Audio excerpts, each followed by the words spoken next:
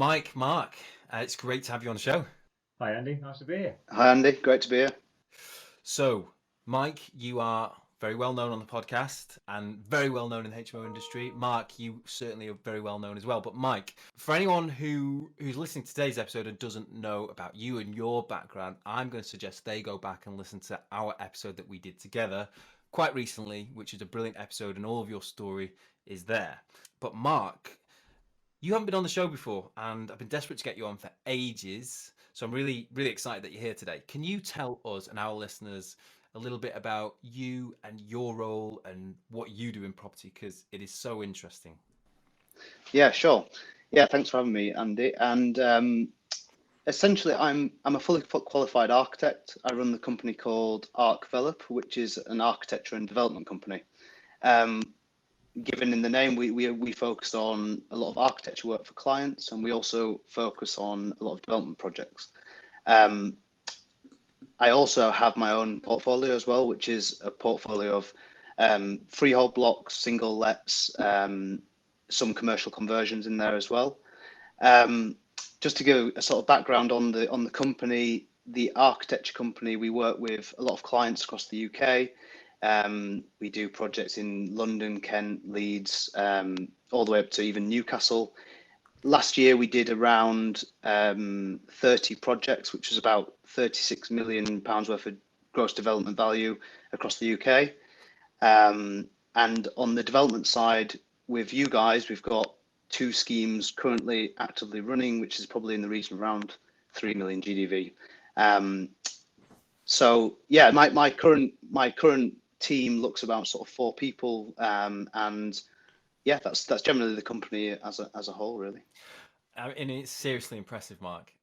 So impressive. But actually, I think Michael absolutely agree as well. Your work and the style of your work as well, I think, is amazing. The designs that you and Paola do together and the concepts. I've worked with a lot of architects over the years, looked at a lot of schemes, but when I look at your stuff, I just get so drawn in because you have this ability to make these projects come alive and do it in such an incredible way. I know you've done a lot of stuff around central London and some really high end stuff. But Mike, you'd agree, right? Mark's stuff is pretty insane. Yeah, It's amazing. absolutely top end stuff, and huge amount of quality and everything that I've seen coming from Mark. So I'm really, really keen to do this today because us 3 sitting down and talking about property. I mean, it is technically work, but it's not really work because we also find it so much fun. But there's actually a really serious side to what we're doing together, isn't it? And actually, we're building a pretty serious business, which we're all really excited about, and it's going really well. And we've got some really big plans. So should we talk about let's talk about that. Obviously with HMO podcasts, so we live and breathe HMOs, and Mike, we know that you spent the last few years really building that HMO portfolio. But a lot of our listeners, and it was me and you, Mike, obviously build HMO portfolios to take them on to the next thing. And for a lot of people, I think anyway, I don't know what you guys think, but that next thing often seems to be development and small development. Do you in the conversation that you have talking to people in the industry, do you think that's a fair comment? What do you think? Yeah, I think so, definitely, Andy. I definitely feel like our business is going through 3 distinct phases. Like the first one was when I was still in work, and all of my focus then was how do I get cash flowing assets that cash flow the biggest possible so I can leave work as quickly as possible. I love my job, but it was just not meeting the fact that I have a family, and I quite like to see the kids and family more than I want to be at work. So the first phase was absolutely how do I get cash flowing assets to get me out of the job as quickly as possible. The next phase is to grow that to a position where I know I'm never going to have to go back to IT. I've got a stable and secure income that gives me enough cash. And so we're now looking at a position where we're meeting our cash flow targets. And so next for me is all around capital growth. Intergenerational wealth is a big thing for our company. And so how do we do that? And how do we force capital appreciation and really turn our focus away a little bit from cash flow and really move it towards capital growth, and with that is forced capital appreciation through commercial to resi conversions and holding those for long term in a really good area. And I do see that as quite a pattern that I see other property investors do and follow. It does make a lot of sense. So for me, it is a natural progression of it's almost a I still love HMOs. I love the cash flow. I love the student HMOs. But our focus is shifting a little bit towards the capital growth rather than just the cash flow. Yeah, I think exactly the same. I love HMOs, obviously. Wouldn't have much of a show if I didn't.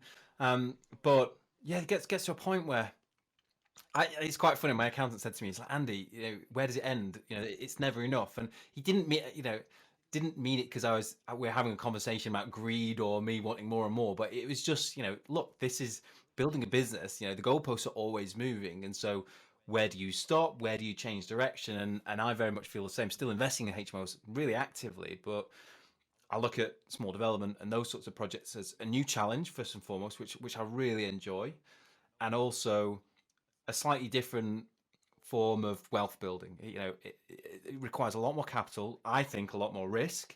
Although working together and certainly working with Mark's helped reduce that massively.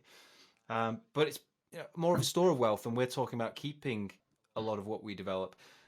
Mark, you obviously work with a lot of people, and you've already got your own cash flowing business as well. Not so much of the HMOs, but you've got the architectural firm and your own portfolio. Small developments for you, or development. You do large developments as well, but this sort of stuff for you, is it the same, or was doing the other stuff, kind of the resi stuff and building a business, was that almost the secondary? Was development like the first and foremost for you? Yeah, for me, I think ultimately it's the same as you guys with your HMOs. Building a cash flow is that's like the starting, that's the platform to build from.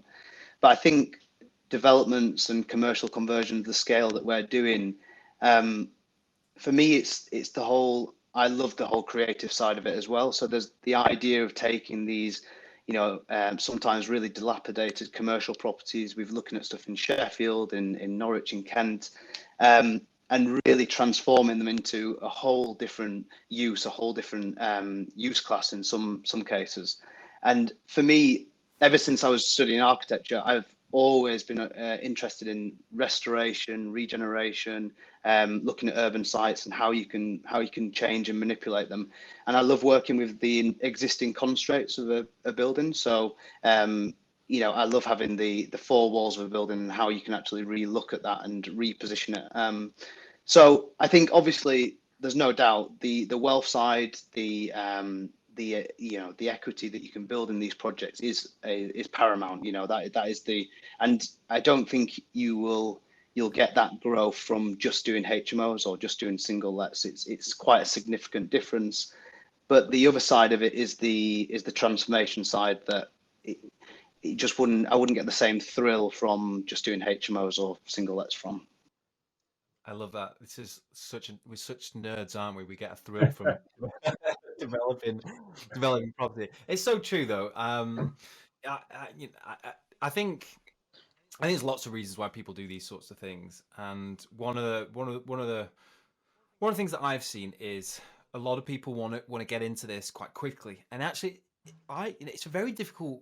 This is a difficult industry. Developing is quite a difficult industry to get into because, honestly, the barrier to entry is pretty high, isn't it? There's a lot of risk involved, huge sums of money. I mean, when we're talking about some of the projects and we're reviewing the numbers and we're having conversations with our broker, and also the numbers very quickly rack up, don't they? I mean, we're looking at projects and all of a sudden you're talking about projects in the seven figures, and that's before you've really actually kind of got through the project and started to think about refinancing. You've got to raise huge amounts of money.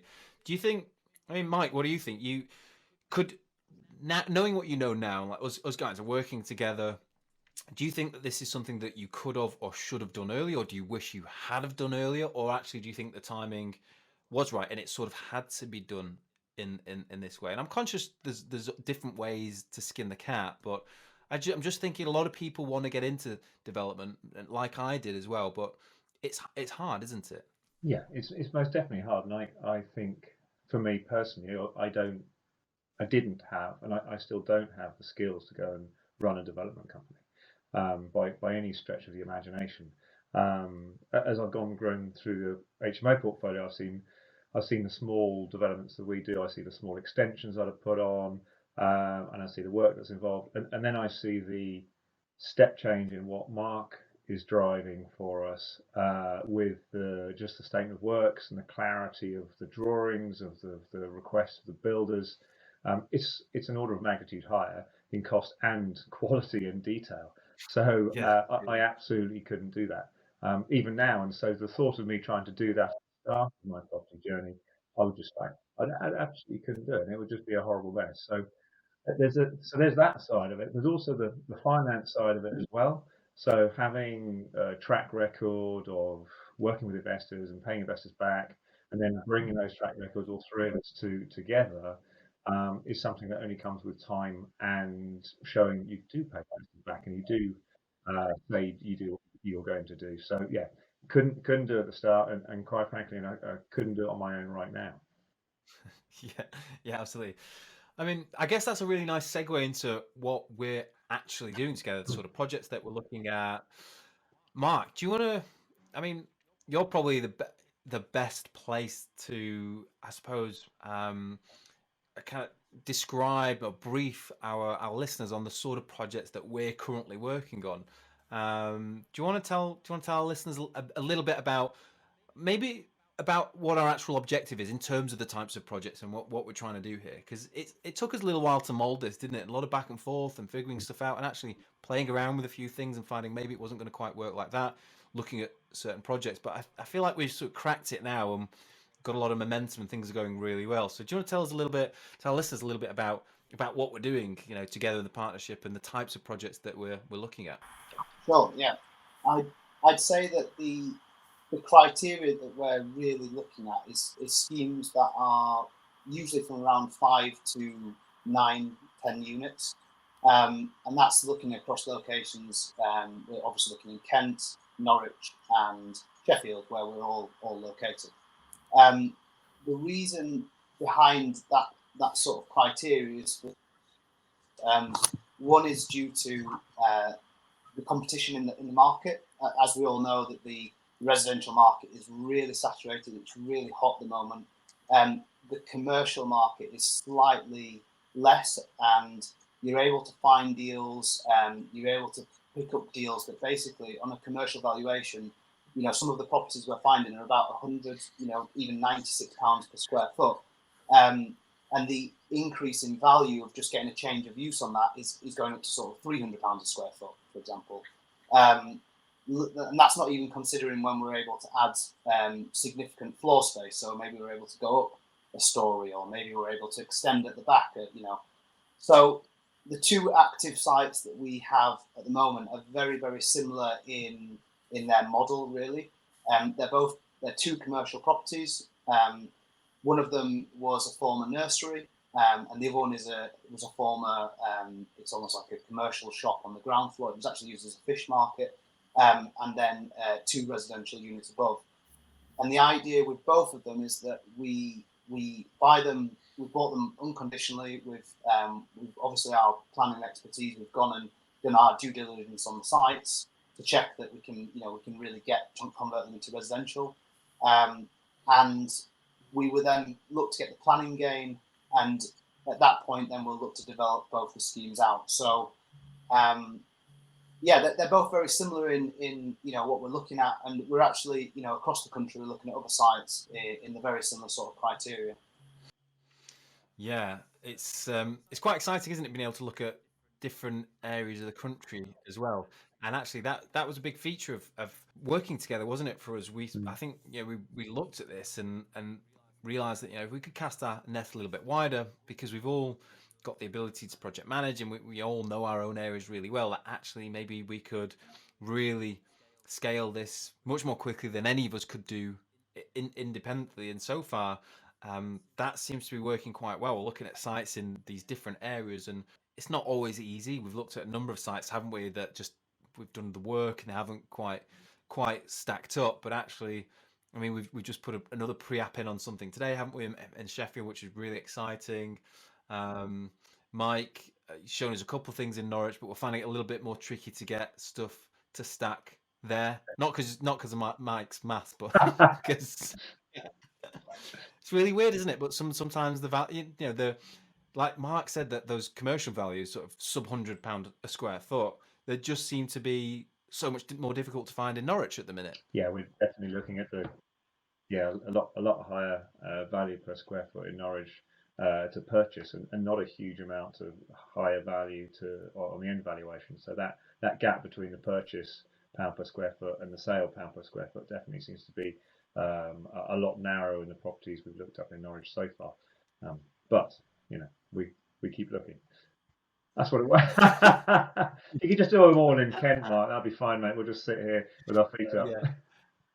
There's one up here in Sheffield as well, Mark. Like you could, if you could just pop up and manage this for us, that'd be great. It's an interesting concept, and actually, I am a huge fan of partnerships. Working with other people has been really key to what I've been able to do in business.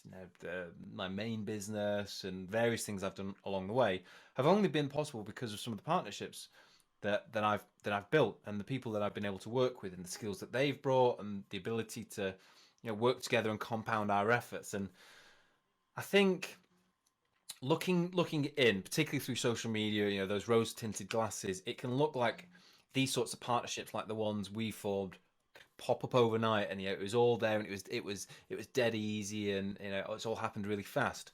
But the truth is, actually, Mike, in fact, Mark, I think we met before I knew Mike. I can't even remember now, but we're talking years now, aren't we? Yeah. That us guys have known each other, like 3-4 years. I can't quite remember now. Yes. Yeah, we had to wait for Mike to get rid of those CCJs, didn't we? But partnerships, it's really, it's a big thing for a lot of people.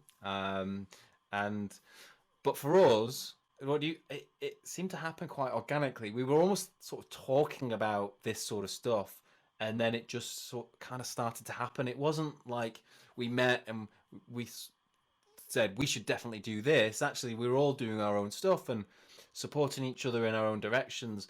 And then, I don't know, do you think it was a timing thing? Like the timing for all of us just aligned, and we were kind of all in a similar place, and that meant that this partnership could work. What do you think? I mean, for me, it was we knew each other for a while, and so the first thing for any partnership with me is the values. So, do I know these guys? Do I like them? Do I trust them? Do they have similar values to me? When they say they're going to do something, do they do it? Do they pay their investors back? Do they produce a high quality product? Do they actually deliver what they say they're going to deliver? So that was already in the bag, and it took a few sessions down the pub and many beers to make sure of that, and we did that a few times. But basically, the values were aligned, so that was already in the bag. I'm laughing as you say this, Mike, because we are we're 5 days back from going on a ski trip together. And funny, last night I was out with one of the other guys that came with us, and he was showing me videos of one night where I hadn't stayed out as late as you guys, and you guys had both been to the après, and you'd gone for après, and we were looking at some of the videos of you skiing back down the hill in the dark, which was quite funny. But I think absolutely we found that quite a few of our values were aligned on the mountain as well. Out early to ski in the morning, enjoying an après as well. Absolutely. But yeah, absolutely. But sorry, Mike, as you were saying that, I just couldn't help think about. I was getting flashbacks of being in France last week. Yeah, I'm a little bit suffering for not having a 3 o'clock beer after a day skiing as well. But yeah. So the values were there; they were aligned, and then I think it was timing for the vision of what we're trying to achieve, and we're all trying to achieve similar things at the same time. So that timing worked really well for me, and we just happened to be looking at the same time at the same thing, and so it kind of happened really quite naturally for me as we're having similar conversations, and then I'm looking at the skill sets of us three, and we've got overlaps, but we've also got real strengths in areas where other people have not so much strength. So I think all three of us working together is a much stronger team than any one of us individually. Yeah. What do you think? What do you think, Mark? Because you've got your core skills are obviously in this field, and I suppose I'm sure lots of people who wanted to work with you and still do want to work with you.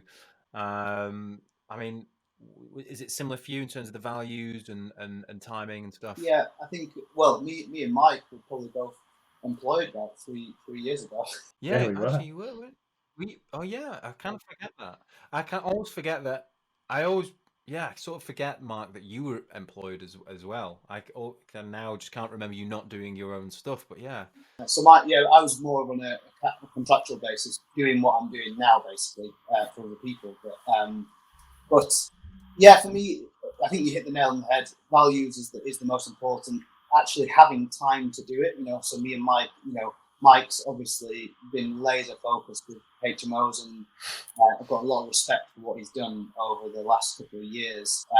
But they're qualities that I think Mike was touching on. That's exactly the sort of person that I would want to align myself with as well. And I'd want those sort of qualities to be inputted into my business. And Andy, I think in terms of scaling, I actually came to you for consultancy to start with, and to talk about business structuring, looking at my portfolio, next moves, and scaling the business, and all of those elements. That is that's completely your bag. Again, those are things that me and Mike, obviously want within this structure as well.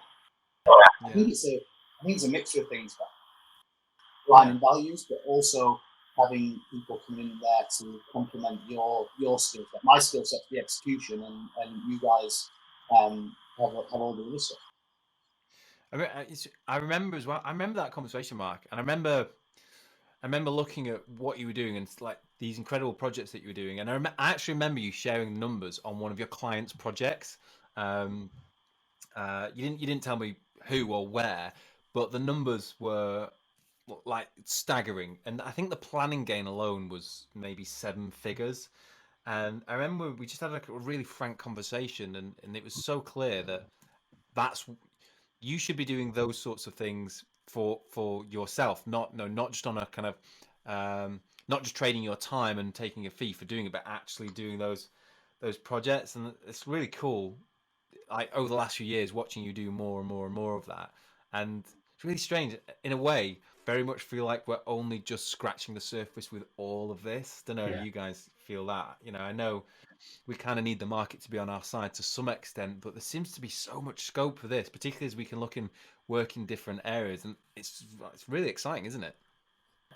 Absolutely, yeah. I think it's well, I was just going to say about that deal that I told you about. Imagine delivering that. Imagine how imagine working for a salary and delivering those sort of numbers. It was but yeah, I think that whole process was my route into setting my company up, especially, and working with you guys as well, was getting that experience and going through the process of delivering it to someone else, and then just thinking, you know what, I've got to do this for myself now. Yeah. But yeah, I think we are completely scratching the surface. I think there's so much more. There's so much more we can do. We've got other options of looking at if we have too many sites, we can look at taking planning gains in some of the sites. Touched on the other scheme. That's actually one of the things that we've really sort of factored into our objectives, isn't it? We want to get a first stage planning gain, reduces the risk, gives us a bit of equity to lean on if we actually get to add some value at that stage, and that's so far been a really, really key part of what we're doing, hasn't it? Absolutely. Yeah, I mean that's the buffer for all of our projects. With a very hot market, we're under no illusion that essentially at some point there will be some sort of correction, but having the maybe a 20 or 30% buffer and planning gain, it really eliminates the factor of it de-risks a lot of our deals, which is fundamental to what we're doing really. So, Mark, for a lot of our listeners who are building HMO portfolios, want to kind of get that cash flow up and running, get to a point to be able to take that next step into small development. Put you on the spot a bit here, but what advice would you give them? Because you were actually a member, you were on the original masterminds. You've sort of Yeah, and you're a big part of, well, I would say you're a big part of the HMO community as well, even though your scope is a bit broader than just HMOs. But I think you're really well placed to answer this sort of question and give people advice. So yeah, anyone who's doing HMO stuff at the minute but has a kind of a longer term plan to get into the small development arena, what advice would you give them now? Oh, well, okay. Well, I think from my perspective is don't jump in too deep. Align yourself with people. If you don't have the skill set, delivering a 6-bed or an 8-bed HMO is, there are certain complications. It's not an easy task. There are regulations you have to meet. However, for a commercial conversion, I would probably start off a little bit smaller, just because there are some things which can, there's just extra regulations, there's extra warranties, there's extra risks. I think you've just got to be wary of those things. And I think there's no harm in working with someone else in a JV format if they've got some skills to offer to your, to complement what you're doing. But I think they're a great asset class, and I think it's as Mike said earlier, it's a natural progression. I think a lot of people coming from a cash flowing assets, like HMOs, they're going to be looking at development as a way of the next step up, building more and more equity. So I think just start off. I've seen a lot of people in the HMO community starting off with maybe 2 unit schemes, or maybe converting to a commercial unit, maybe a takeaway or a shop, or something along those sort of lines, just to cut your teeth in with the regulations, because the acoustics, the fires, all of these things, the warranties, you just have to make considerations and factor them in. Yeah, I guess it doesn't have to be a 10,000 square foot warehouse, which I think when I think commercial buildings, that is kind of what I see. Almost trophy building type of old, like really with some sort of historic value. But I get what you mean. Actually, commercial stuff can be a lot simpler. It can be a lot smaller, and like we'd probably recommend people don't jump straight to 8-bed HMOs. Start with 4 or 5-bed HMOs. It's just easier. There's a bit less red tape. There's less risk. The other piece, and Mike, I'm going to go to you on this one. What advice would you give? And I'm pretty sure I know exactly what you're going to say. People getting into this but maybe don't quite have the skills yet. What advice would you share, Mike, for people kind of trying to kind of almost sort of do what we're doing now? There's probably 2 parts of the advice. The first one is quite numbers oriented and a little bit on the boring side. The developments are really lumpy from a cash flow perspective. So that means that they take a huge amount of money in at the start, then you wait a huge amount of time, and then money comes out at the end. During that process, you can't pay your bills. So if you're relying on developments to pay your bills month in, month out, it's a really, really bad idea, because you just don't have that monthly income coming in. So to start with, I'd make sure that you have a monthly income. And I've chosen HMOs, and I expect a lot of you on the podcast are listening have chosen HMOs as well. So get your cash flow sorted so you don't have to rely on developments for cash flow. That'll be the first bit, and then just pretty much as Mark and you have said, Andy, is don't start off with big, scary, huge commercial conversions, because if you're going to a new activity, then you're going to make mistakes. And so how do you mitigate those mistakes? How do you mitigate the risk of those mistakes? If you start off with something huge, then if you miss one thing, you'll have a huge cost associated with it. You miss 2 or 3 things, and you've got 2 or 3 things with a huge cost associated with it. So you've got to think about cutting your teeth on smaller projects, and or aligning yourself with people who are far more experienced with you, who can spot those mistakes. And so actually, guys, we need to do this, and I've done this a number of times before, and this is how we structure it, and this is how we build our contingencies, and this is how we monitor and control it. I've definitely learned huge amounts by working with you guys and Mark on the management of a much, much bigger project, and just the clarity of what needs to be there at the start, and the clarity of the week in, week out management of the builder, and taking the builder back to, no, this is what we agreed, and no, you can't charge us a huge amounts more money because you forgot the building ceilings were 3 meters, not 2.4 meters. They were in the drawings, that's what you quoted for. That kind of attention to detail and clarity is is so important. So if you don't have that yourself, start out on a small project or align yourself with people who have that skill set. Yeah, absolutely. So cut your teeth on something a bit smaller to begin with. Make sure that you've actually got something that's cash flowing in the background as well. It's going to make it easier. I think for me, one of the big ones, the thing that I've really learned is that the bit that I was really missing was the confidence to be able to do this and actually the technical expertise. And every time I looked at something before we were working together, I'd get to a certain point and then find I sort of hit a wall with it. I wouldn't quite be able to get enough confidence on the numbers because I actually didn't know enough about build or regs or some of the stuff that you mentioned, Mark, like acoustics and fire separation. So I think aligning yourself with the right people, if you're going to go down this route, even if they're still small projects, is really important. Obviously, working with Mark, like for us, has been key, hasn't it, Mike? Because Mark's got those skills that we absolutely don't have, but also a good broker who can really help you understand how to get in and out of the projects is really important. And actually, the different the different types of finance products that are available, there are some really good ones out there that can help you get into deals. Sometimes actually cheaper than you think. We've reached out, haven't we, to people who can help with viability assessments, things like Section 106 and the bigger stuff, which is probably beyond the remit of what we're talking about today in the smaller projects. But still, those sorts of expertise in these different areas, I think, are really important. And actually, I think us being able to get our head around that and have these people to tap into and know where to go to look for advice and support and guidance helps us. The planning consultant, like we've got Mark's contact, our planning consultant. I mean, how almost essential is that to what we're doing? It's massive, isn't it?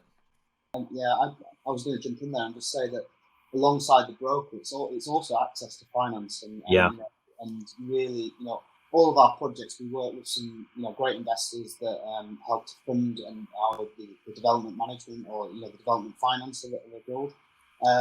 So I think it's also, you can be in a great position and you can be looking at these properties that, especially when they start to scale up in size, you need that access to finance, which is quite critical.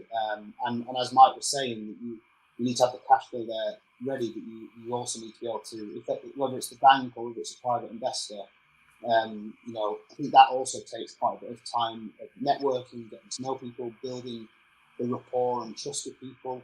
That's taken years.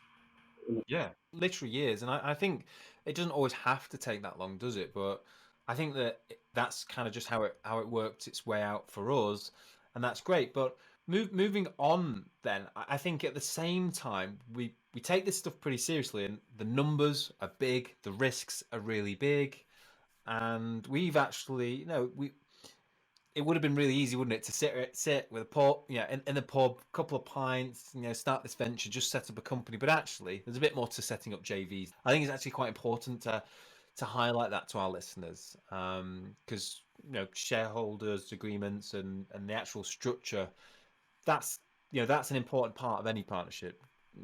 Don't you guys think? Yeah, absolutely. I think the share structure is super important, and I think it's really identified, like, you have to have these things all lined up. You need to consider all of the ifs, buts, and maybes of a deal. So I think from the very beginning, it's probably the most fundamental document setting up any business with a partner, isn't it? And it's something that we take great care of, that structuring all of it. Yeah, you do. But I always think a good shareholders agreement, which is essentially a good JV agreement, is something that you can basically do. You write it down, and then it just gets stuffed in a drawer, and it never needs to come out because everybody knows what's on it. Everybody knows the way things need to be done. All of the various exit scenarios are dealt with, just like the stuff that you don't want to think about, like the morbid stuff, but actually you guys know that this actually, one of my partnerships, the worst possible imaginable thing happened, and one of our investors sadly passed away, and actually having the right paperwork in place was really important. It meant that we could deal with it. We could deal with it quickly and effectively and fairly, and everybody knew what to do. So I think for anyone listening who's thinking about going into a partnership, because that will be an easier way into small developments, then just make sure that you do get the right paperwork in place. And a good solicitor, a good commercial solicitor, is absolutely what you need. And I think a lot of people get a little bit confused or concerned or anxious about what paperwork to put in place, but I think just to reassure anybody, a good commercial solicitor will know, and they'll ask you the questions that you need to answer, and those answers will help form the paperwork that they can then draft up for you. And it's actually quite a straightforward process, isn't it? If everyone in the partnership knows what they Yeah, I want just to want to do. highlight one thing you said there, Andy, that wasn't immediately apparent to me was just the amount of time that we spent on exit. Because so if the partnership dissolves for any reason, we all have a big bust up down the pub, or something happens that we're not aware of. You want to be really clear at that point. You want to be absolutely crystal clear about what's going to happen at the exit, or people's circumstances just change. If we're holding properties for the long term, that's a lot of time can pass, and people's circumstances do change. They get married, they have children, and so people's priorities can change. And so having clarity about what to do in those circumstances, you don't want to be having those conversations when you're in that situation. You want to have the conversations all clear and all nicely written down up front. So we spent quite a lot of time on lining our vision and how we're going to run the business and how are we going to exit the business. Yeah, Mark's getting married next year, so Yeah. he's going to be skint after that, and I'm getting married the year after, so I'm going to be skint. Mark, do you think we can maybe share some of the sort of headline numbers for where we think Faversham, our project at the minute, is kind of heading? Because it's been quite interesting, hasn't it, the way that the project's unfolded, and is slightly different to what we originally thought it might be to us. Yeah, I think it's quite a typical model of what we're trying to achieve, because in terms of the site, how we've tackled it. So the headline numbers are so this is our project in Faversham Villas. We purchased it for 360,000. We think there was a planning gain of somewhere in the region around, it went up to about 450, maybe just shy of 500,000. And at that point, so we purchased the building. We had the offer accepted in February 21. We completed on the project, I think, in June 21. And by the time we got to completion, we had planning already tied up. So for 5 flats, the property is a commercial property, a nursery. We got planning to convert it into 5 individual flats, so to convert the main building. And at the rear of the site, there's also an outbuilding, an existing outbuilding, that we were hoping we could get a conversion to another 1-bedroom unit. That was almost like the cherry on top of the deal. It wasn't really involved in the overall numbers, but it was there as we thought it was a potential. And we're looking like we're getting a positive reaction on that. Actually, we're hoping to get planning at the end of this month on the 6th unit. So very broad brush numbers where we purchased for 360. All of our, all the loan that we took out for the development was about 390. So roughly, we were there about sort of 750 to 800 all in cost.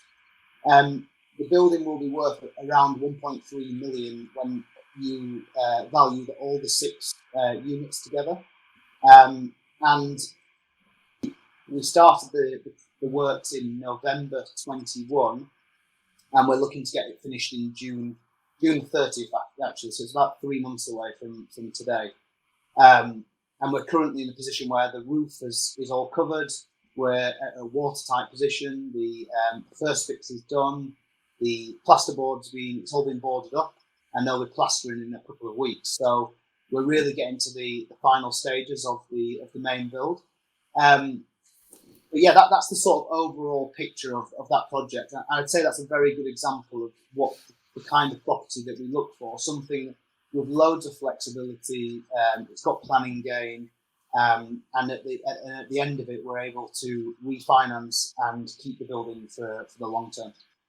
Yeah, we're thinking keep it, and we'll probably use it a service accommodation, because where we are is actually happens to be quite a popular location for that, and the estimated numbers we've got back are really quite, I mean, really quite sexy, aren't they? I mean, let's wait and see whether it pans out just like that. But six flats, 6 apartments, you know, that are, we're using as a service accommodation. If we get good occupancy, actually, it's a phenomenal deal. If you look at, like, we've created maybe £500,000 worth of equity on a deal in that space of time.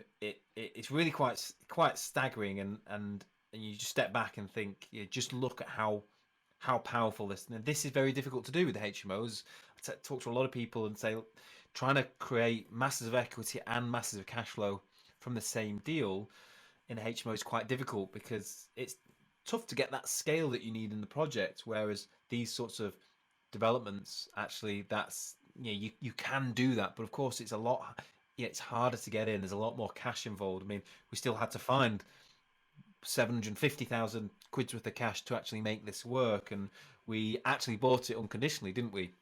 We bought it without the planning. It just so happened that we kind of got the planning as we completed, but we were going to buy unconditionally, weren't we, Mark? So there was a lot more risk involved in this than definitely like a HMO for sure. Yeah, we analysed in depth the risk, the best, middle, and worst scenarios, and that was also whether we got 4 flats, 5 flats, or 6 flats. So we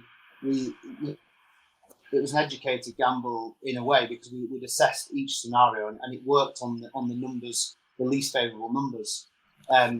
Obviously, with my company being an architecture based company, we have the ability to go into planning several times. We've got the ability to add more onto planning. So even if we did get the 4 units, we could always go back into add the 5th, or go back and add in the 6th.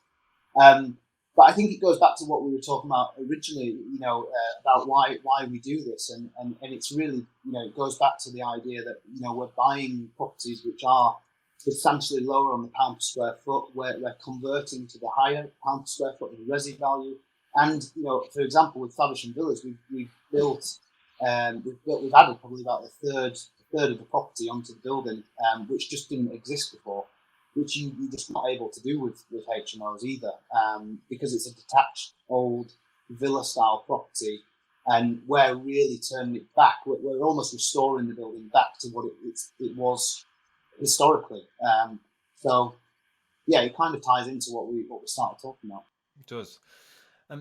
I guess sort of future immediate plans. Then we've got some pretty exciting stuff, haven't we, going on, Mike? Yeah, we have. We've got a property we've got offer accepted on, which is a very almost cookie cutter to Faversham Villas. So I'm looking forward to that conversion starting in the next few months. And then the next 2 deals that we've been analysing are of significantly larger deals.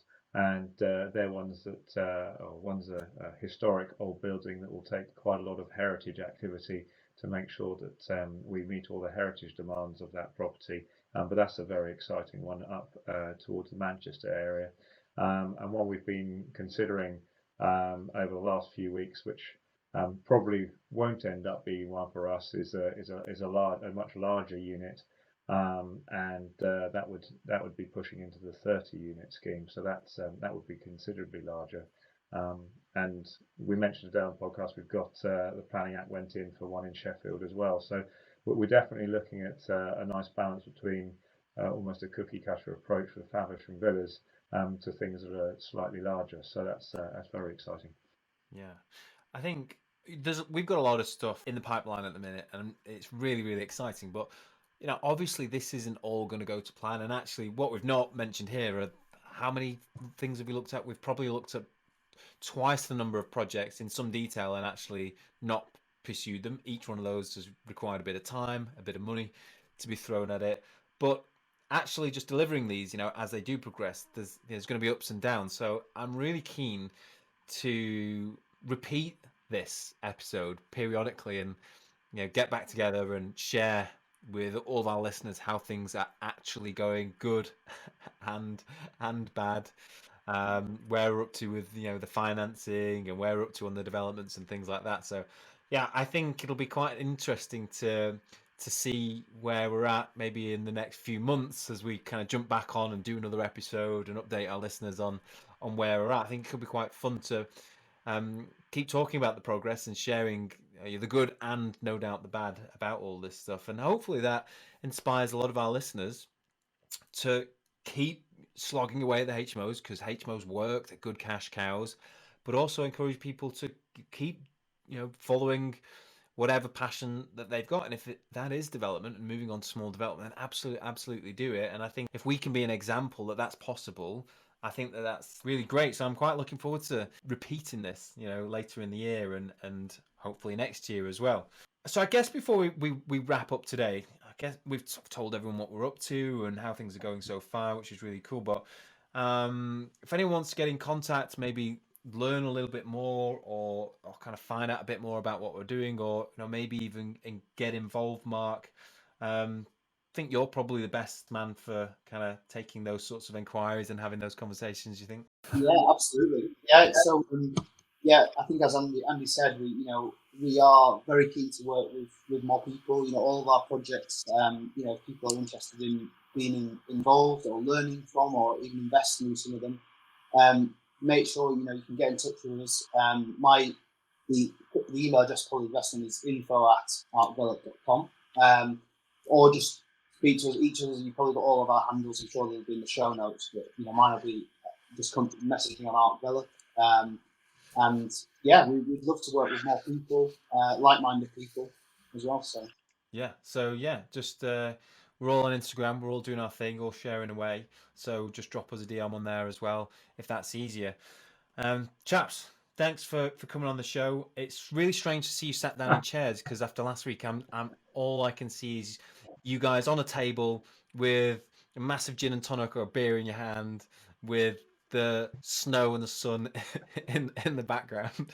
Mike, Mark, thank you so much for coming on the podcast today. Thanks for coming and sharing with our listeners what we're up to, and hopefully inspiring a few people to follow their passions into development if that's what they want to do.